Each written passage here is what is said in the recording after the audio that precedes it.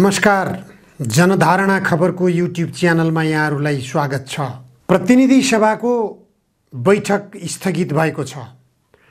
अब बर्खे अधिवेशन अथवा बजेट अधिवेशन बोलाइनेछ। अधिवेशन बिना उपलब्धि टुङ्गिएको छ। एउटा ठुलो उपलब्धि यो प्रतिनिधि सभाको बैठकले गरेको छ, त्यो भनेको एमसीसी सम्झौता पारित। यो प्रस्तावको पक्षमा हुने मान्य सदस्यले हुन्छ भन्नुहोला, यसको विपक्षमा हुने मान्य सदस्यले हुन्न भन्नुहोला। यो प्रस्तावको पक्षमा हुने मान्य सदस्यले हुन्छ भन्नुहोस्, यसको विपक्षमा हुने मान्य सदस्यले हुन्न भन्नुहोस्। हुन्छ भन्ने पक्षका मान्य सदस्यहरूको बहुमत भएकोले नेपाल सरकार र अमेरिकी सहयोग निकाय मिलेनियम च्यालेन्ज कर्पोरेसन बीच भएको अनुदान सहायता सम्झौता मिलेनियम च्यालेन्ज कम्प्याक्टका साथै प्रतिनिधि सभाबाट उक्त सम्झौतामाथिको प्रस्तावित व्याख्यात्मक घोषणालाई नेपालको संविधानको धारा 279 तथा प्रतिनिधि सभा नियमावली 2075 को नियम 230 बमोजिम अनुमोदन गरियोस् भन्ने प्रस्ताव पारित भएको घोषणा गर्दछु।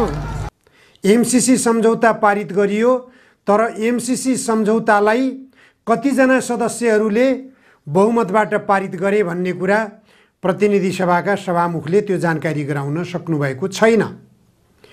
प्रतिनिधि सभामा नेकपा एमाले लगातार बैठक अवरोध गर्दै गएको छ।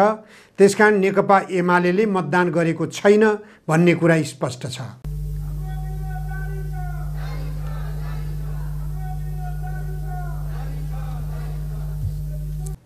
सत्ता गठबन्धन दलका नेकपा माओवादी केन्द्रका प्रमुख सचेतक देव गुरुङले रोस्ट्रममा उभिएर एमसीसी सम्झौताको विपक्षमा आफ्नो आवाज बुलन्द गर्नुभएको थियो।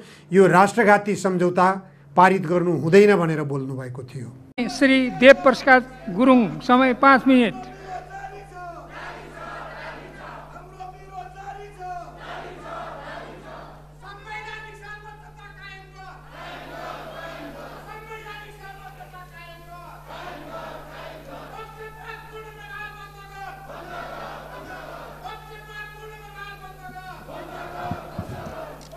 सम्मानीय सभामुख महोदय, सदन प्रतिपक्षले सदन अवरुद्ध गरिरहेको अवस्थामा सदन सुचारू रहने परम्परा त थिएन, तर पनि सदन सञ्चालन सभामुखको रुलिङलाई पालना गर्दै सदन सञ्चालन गर्ने प्रक्रियामा सहभागी भइरहेका छौँ र आज एमसीसी सम्बन्धी प्रस्तावको बारेमा सैद्धान्तिक छलफल जो सुरु भएको छ।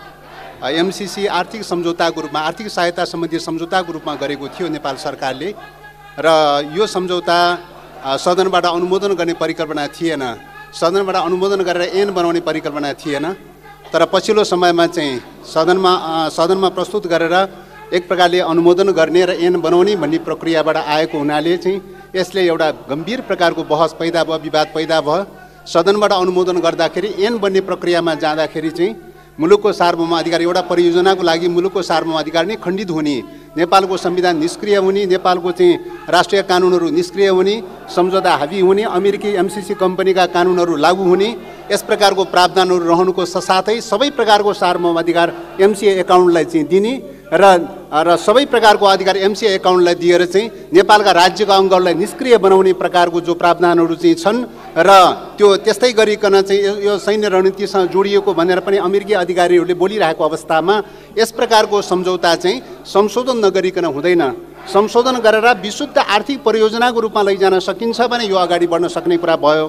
संशोधन नगरिकन हुँदैन भनेर चाहिँ हाम्रो पार्टीले, नेकपा माओवादी केन्द्रले सुरुदेखि लगातार रूपले भन्दै आइरहेको अवस्था हो र यही क्रममा अब यो छलफलको प्रक्रियाको क्रममा सत्तामा रहेका, सरकारमा रहेका घटकहरू, नेकपा माओवादी केन्द्र लगायत अरू अन्य घटकहरूको बिचमा, नेपाली काङ्ग्रेस लगायत अन्य घटकहरूको बिचमा, 4 घटकहरूको बिचमा आज केही संशोधनलाई आकर्षित हुने गरिकन चाहिँ केही घोषणा, एउटा चाहिँ प्रतिबद्धता घोषणा चाहिँ एउटा चाहिँ तयार भएको छ भन्ने कुराहरू पनि सुन्नमा आइरहेको चाहिँ छ। यद्यपि त्यो घोषणा सबै आइसकेको, सार्वजनिक भइसकेको त छैन, त्यो घोषणा सुन्न आइरहेको चाहिँ छ, दलहरूको बिचमा सहमति भएको छ, घोषणा संशोधनलाई आकर्षित गर्ने गरेर घोषणा भएको छ भन्ने कुरा चाहिँ छ। सामान्यतया यो सम्झौतामा चाहिँ संशोधनको प्रक्रिया देखिँदैन, विरोधको सूचना दिने प्रक्रिया पनि देखिँदैन, संशोधनलाई 72 घण्टे या 120 घण्टा खुल्ने प्रक्रिया पनि देखिँदैन र रिजर्भेसन पनि राखिएको देखिँदैन, संशोधनको प्रोभिजन पनि राखिएको देखिँदैन। तर पनि राजनीतिक दलहरूले सहमति गरेर सरकारले चाहिँ यो मुद्दामा संशोधन हुनुपर्छ भनेर लिएर आउँछ भने त्यो कुरा सकारात्मक हुनसक्छ। तर त्यो सम्झौता भनेको द्विपक्षीय सहमतिको आधारमा सम्झौता हुने हो।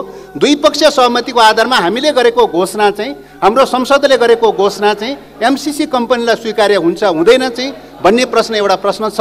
त्यसैले एमसिसी कम्पनीलाई स्वीकार्य हुन्छ भने हामीले गरेको घोषणाको सकारात्मक अर्थ रहन सक्छ। त्यसकारणले त्यस प्रकारको घोषणाको सन्दर्भमा के चाहिँ सहमति भएको, दलहरूको बिचमा के सहमति भएको, यो छलफलको प्रक्रियामा माननीय मन्त्रीज्यूले अवश्य पनि चाहिँ घोषणा चाहिँ लिएर आउनुहुनेछ भन्ने चाहिँ अपेक्षा राख्न चाहन्छु। र यो गम्भीर प्रकारको राष्ट्रिय स्वाधीनतासँग जोडिएको मुद्दा भएको हुनाले यो विषयमा गम्भीरतापूर्वक छलफल गर्दै एउटा आपसी सहमतिको आधारमा, सदनमा आपसी सहमतिको आधारमा अगाडि बढौँ। राष्ट्रिय स्वाधीनतासँग जोडिएको मुद्दामा सहमति कायम गरौँ। आर्थिक परियोजनाको सन्दर्भमा विमति होइन, आर्थिक परियोजना दिन सक्ने कुरालाई चाहिँ अन्यथा मान्ने कुरो होइन। विगत कालमा थुप्रै आर्थिक परियोजनाहरू सञ्चालन भएका चाहिँ छन्, तर यो आर्थिक परियोजना चाहिँ शीर्षक मात्र आर्थिक परियोजनाको रूपमा आयो। त्यसका कन्टेनहरू, त्यसका धारा उपधाराहरू, दफाहरू, प्रावधानहरू चाहिँ नेपालको सार्वभौमाधिकारलाई खण्डित गर्ने, नियन्त्रण गर्ने प्रक्रियाबाट आएको हुनाले यसमा गम्भीर रूपले प्रश्न उठेको छ।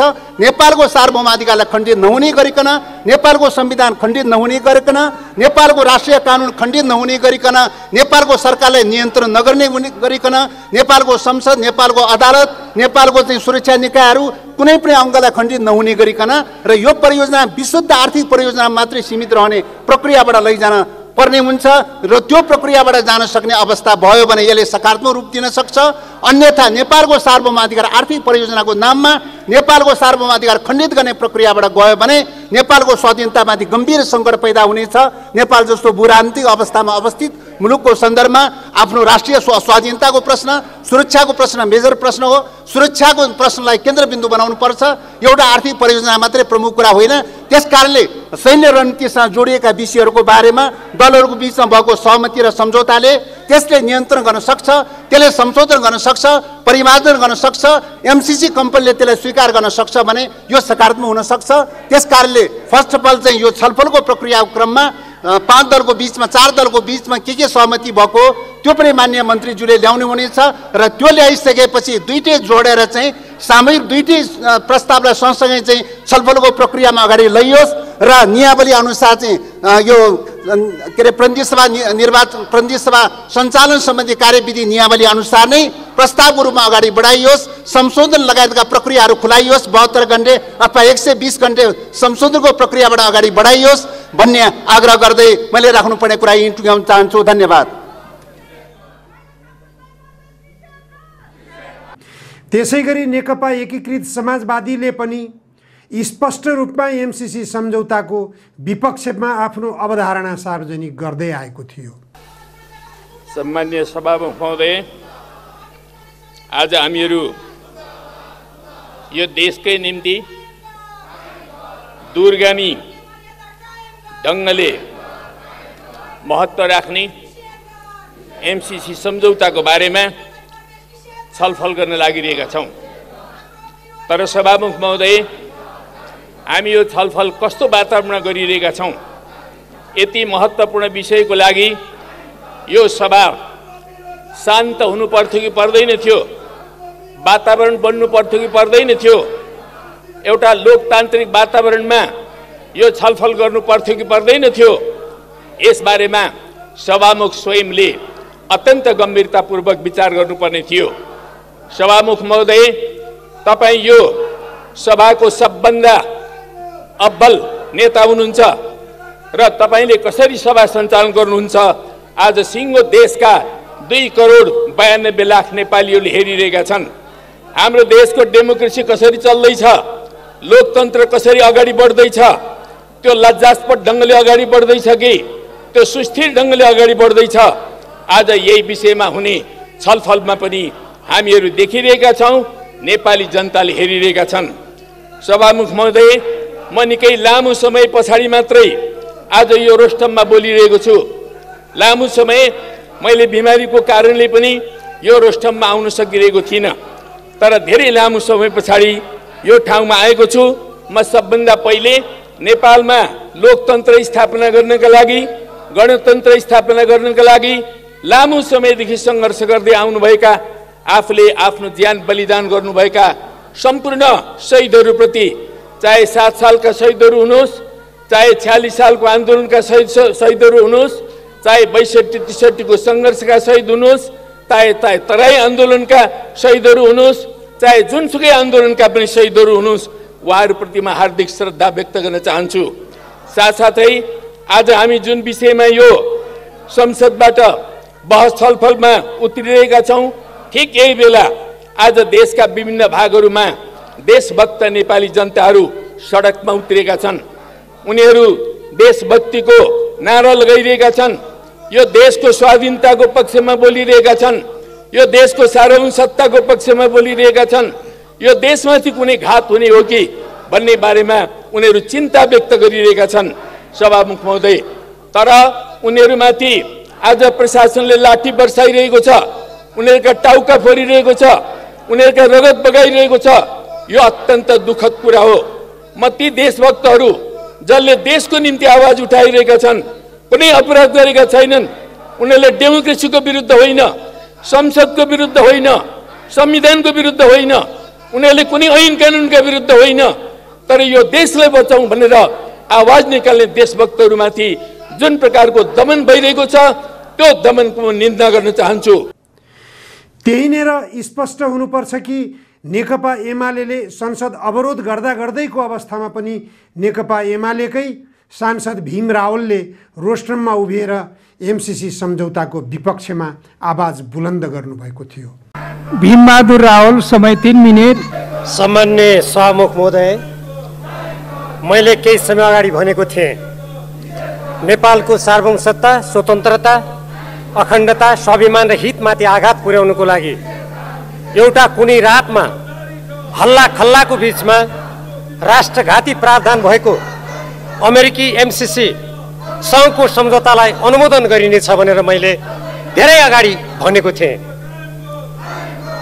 त्यसको साथसाथै नेपालको संविधानको धारा 279 बमोजिम सङ्घीय कानुनको अभावमा यो सम्झौता प्रतिनिधि सभा समक्ष पेश गर्नै मिल्दैन थियो। यो संविधान विपरीत हुन्छ भन्ने कुरा छर्लङ्ग छ। तर आज घटनाक्रमले प्रमाणित गरेको छ, नेपालको स्वाधीनता, स्वाभिमान, अखण्डता र नेपाली जनता कोही कहिल्यै पनि कसैको अधीनमा नगएको देश आज जसरी हतार हतारमा अहिले दफावार छलफल बनिएको छ, तर यो व्याख्यात्मक घोषणा होइन, यो भ्रमात्मक घोषणा हो।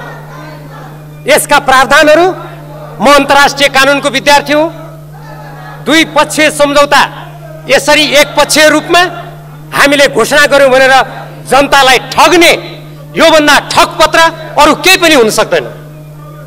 नेपाली जनताले सार्वभौम सत्ता सम्पन्न यो संसदबाट, यो प्रतिनिधि सभाबाट यो राष्ट्रलाई जसरी नेपालको संविधानको प्रस्तावनामा हामीले भन्यौँ, हामी सार्वभौम सत्ता, स्वतन्त्रता, स्वाधीनताको पक्षमा हामी उभिनेछौँ भन्यौँ, तर यसरी निर्लज्जताका साथ नेपाली जनताबाट निर्वाचित भनिएको सरकारले जुन काम गरेको छ, यो नेपाली स्वाधीनताको लागि नेपाली जनताले लडेको लडाईँमा एउटा कलङ्कको रूपमा यो इतिहासमा अंकित हुनेछ। अब सम्मान्य सभामुख महोदय, जुन यसका दफावार छलफल बनिएको छ, म यहाँबाट चुनौती दिन चाहन्छु प्रधानमन्त्री शेरबहादुर देउवा वा उहाँका विज्ञहरू, आउनुहोस् यो प्रतिनिधि सभामा आधा घण्टा समय दिनुहोस्।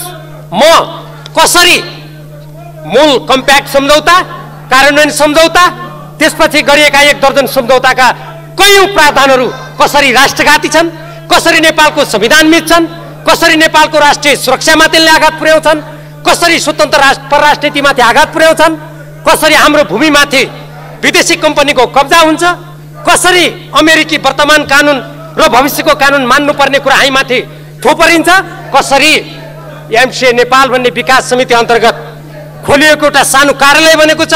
उनले विभिन्न मन्त्रालयहरूसँग सम्झौता गरेर कसरी समानान्तर सरकार सञ्चालन गरेर नेपालको अस्मितामाथि धावा बोलेको छ म प्रमाणित गरिदिन्छु।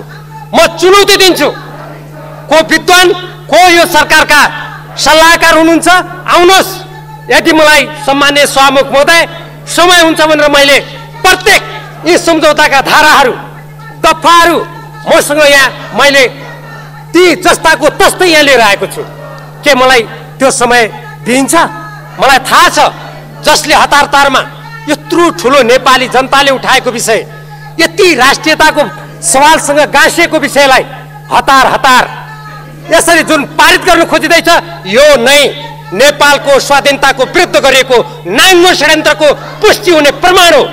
कुनै पनि देशभक्त नेपालीले, कुनै पनि देशप्रति जिम्मेवार सरकारले यसरी रातारात हतार हतार संविधान मिचेर यो प्रतिनिधि सभाका कतिपय प्रक्रियागत कुरा मिचेर यसरी पेश गर्दैन। यदि सरकार इमानदार भएको भए उसले भन्नु पर्थ्यो हामी यसका जुन प्रावधानहरू अहिले कथित यो जुन भ्रमात्मक घोषणा, यो नेपाली जनतालाई ठग्ने घोषणा, नेपाली जनतालाई अल्मल्याएर महाकाली सन्धिमा जसरी त्यो संकल्प प्रस्ताव बनेको थियो, कहाँ छ त्यो संकल्प प्रस्ताव? म प्रधानमन्त्री शेरबहादुर देउबाजीलाई देशभक्त नेपालीको तर्फबाट सोध्न चाहन्छु। आज 25 वर्ष भयो महाकाली सन्धि भएको। हाम्रो लिम्पियादुरा लिपुले कालापानीमा भारतीय अतिक्रमण छ। प्रधानमन्त्री शेरबहादुर देउबाजी तपाईको त्यो संकल्प प्रस्ताव कहाँ छ? जवाफ दिनुहोस्। तपाईँ आज फेरि अर्को भ्रमात्मक घोषणा गरेर नेपाली देशभक्त जनतामाथि सडकमा हजारौं सुरक्षाकर्मी ओह्रालेर तपाईँ दमन गरेर आज राति यसरी यसलाई अनुमोदन गराउँदै हुनुहुन्छ। यो नेपालको इतिहासमा वर्तमान सरकारले नेपालको स्वाधीनता, देशभक्त नेपालीहरूको आवाज दबाउनुको लागि गरेको एउटा कुकृत्यको रूपमा यो दर्ज हुनेछ, यो अङ्कित हुनेछ। म फेरि पनि भन्दछु यसका जुन धारा र दफाहरू छन् यी धारा र दफा अन्तर्राष्ट्रिय कानुन बमोजिम हाम्रो सम्माननीय सभामुख महोदय, बाहिर जनता सडकमा छन्, कडा सुरक्षा व्यवस्था गरिएको छ, काँडे तार लगाइएको छ। एकातर्फ संसदभित्रै संसदको सबभन्दा ठुलो दल नारा जुलुसमा छ।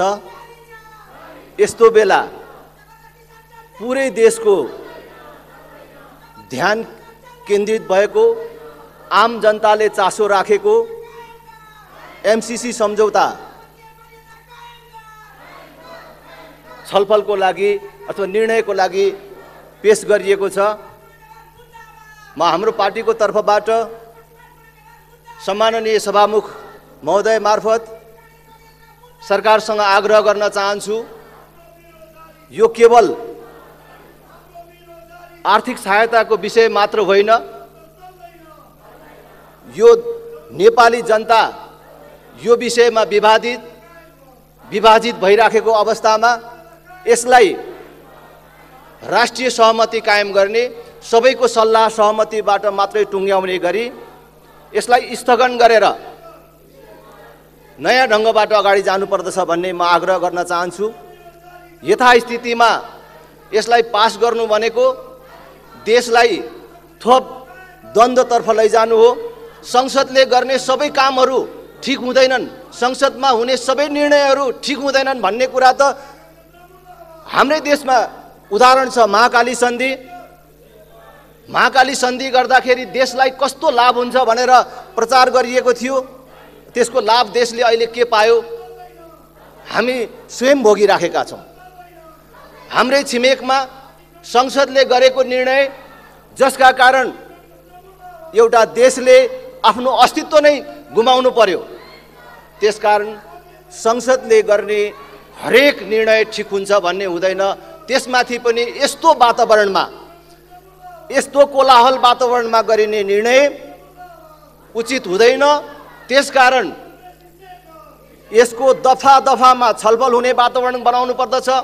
यसको एक एक दफा जनताले बुझ्ने गरी बुझाउनु पर्दछ, सबैले बुझ्ने मौका पाउनु पर्दछ र यसबाट पैसा मात्रै आउँदै छैन, अन्य चिजहरू पनि आउँदैछ भन्ने मानिसहरूको आशंका छ। त्यो सत्य हो कि होइन त्यसको बारेमा जनताले थाहा पाउने र जनताले आश्वस्त हुने समय अथवा अवसर दिनुपर्दछ र यसलाई जोर जबरजस्तबाट हो हल्लाको बीचबाट केवल प्राविधिक प्रक्रिया पूरा गरेर यसलाई टुङ्ग्याउनु हुँदैन। सामान्यभन्दा सामान्य जनताले पनि भनिराखेका छन्, यतिका वर्षसम्म नेपालले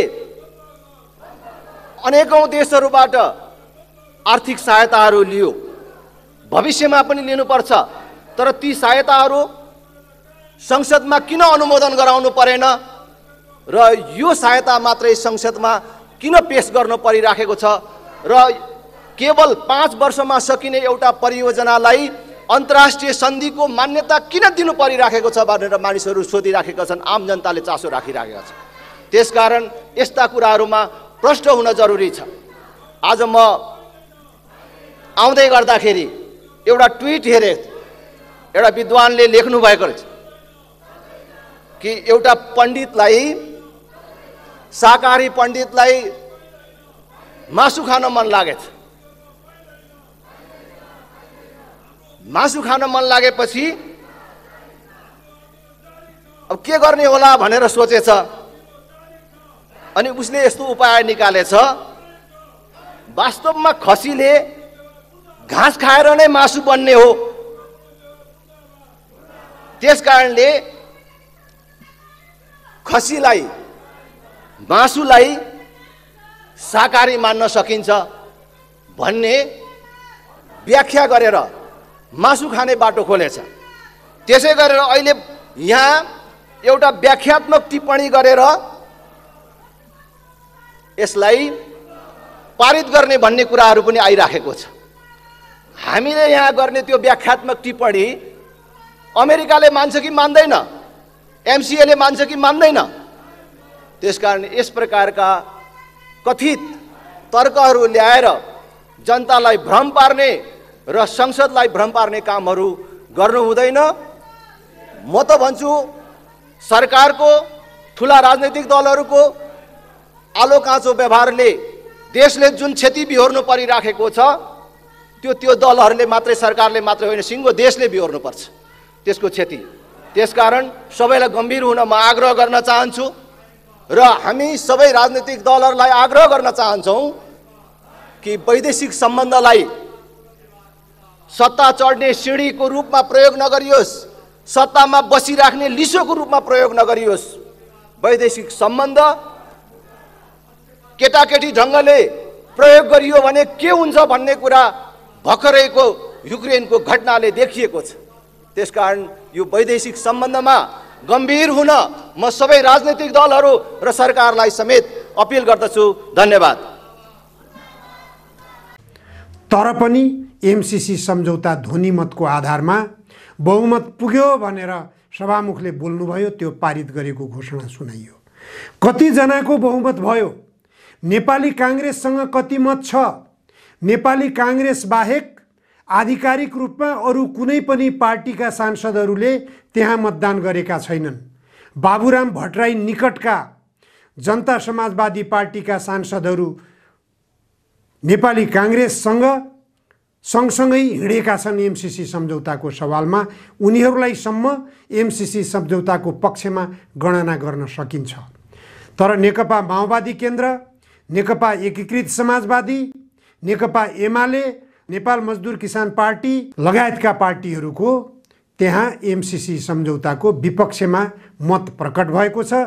त्यस अर्थमा भन्नुपर्दा ती दलहरूले नेपाली काङ्ग्रेस र जनता समाजवादी पार्टीका केही सांसदहरू बाहेक अरू कसैले पनि एमसीसी सम्झौताको पक्षमा हुन्छ भनेर आवाज उठाएका छैनन्।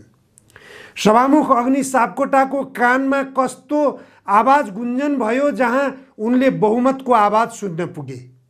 यो प्रतिनिधि सभा बैठक स्थगित भइसकेको छ। मध्यरातबाट यो प्रतिनिधि सभामा, यो संसदमा सर्वोच्च अदालतका प्रधान न्यायाधीश चोलेन्द्र शमशेर राणाका विरुद्धमा महाभियोगको प्रस्ताव मतदान नहुँदै र त्यो विषयलाई टुङ्गोमा नपुर्याउँदै संसद बैठक स्थगन भएको सूचना सार्वजनिक गरिनु यो संसदीय व्यवस्थाको घोर असफलताको एउटा दृष्टान्त हो भन्ने कुरा स्पष्ट हुन्छ। हस्, आजलाई यति मात्र। धन्यवाद।